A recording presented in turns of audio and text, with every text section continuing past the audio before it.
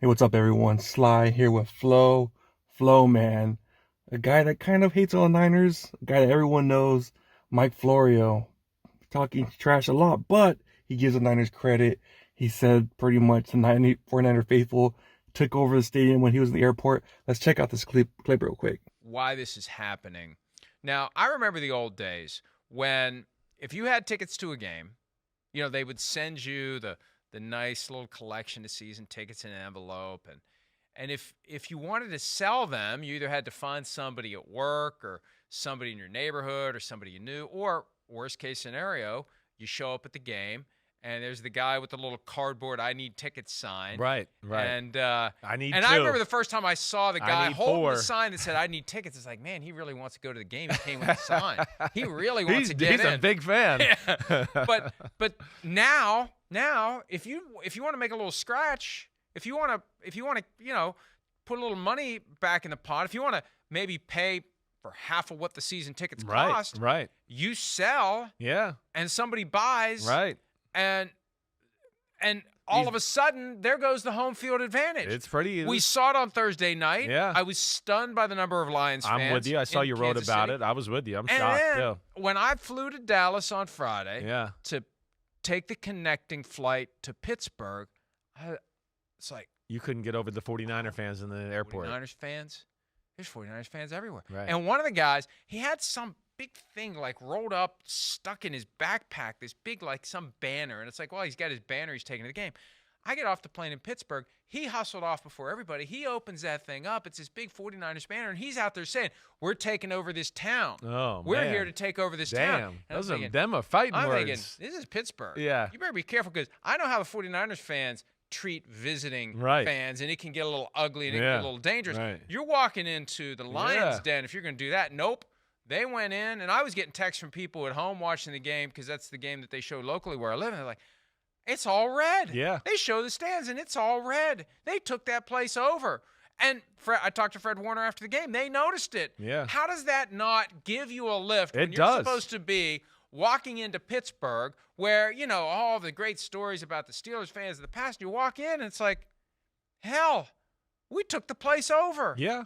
It lights that fuse. It definitely does for a team that we know has a fuse that's lit already, right? But and extremely talented. I think it's a credit to what Shanahan's built out there. There's excitement around that team. It's a Super Bowl appearance. It's 3 out of 4 NFC Championship games. It's the Brock Purdy love affair. It is a team that's got incredible tradition, just like the Pittsburgh Steelers. And I think they look at it like they're on the cusp of doing something great again in San Francisco. Let alone, hey, it's San Francisco and Silicon Valley where that stadium is, and there's some really rich people there. To where, yeah, it's like they make up their mind. I feel like they're like, hey, we want to go to the game. They're going to be willing to pay anything. Oh, what? The Pittsburgh guy wants, $4,000 a ticket. I already booked the flight, so I might as well just pay it. I feel like that's where the big money cities kind of have a little bit of an advantage in that department because there's some high rollers that are just like, oh, so what? This might be this to, some working class guy in Pittsburgh, but I'm going to just throw cash at it and we'll get the seats to the game. Look, I don't know how this works nuts and bolts I don't because either. I don't Right. do it, but Yeah. I can imagine that you make your seats available and you name the price, and if somebody I'm buys pretty sure them, that's how you it sell goes. them for that price. All right, Flo, what do you think about that? And what do you think about the 49er faithful coming in the fourth quarter at one point chanting Niners? You could hear just Niners. What do you think about all this, man? Yeah, man, that just got me even more hyped than. Obviously, the game got me hyped because it was completely freaking bloodbath, dominated from jump all the way to the end of the game. Just complete. I thought it wasn't going to be like that. I thought it was actually going to be a close game. I also said, too, that we weren't going to take over because the Steelers have a pretty solid fan base, but we just completely dominated. And at the end of the game, you could just hear Niner fans.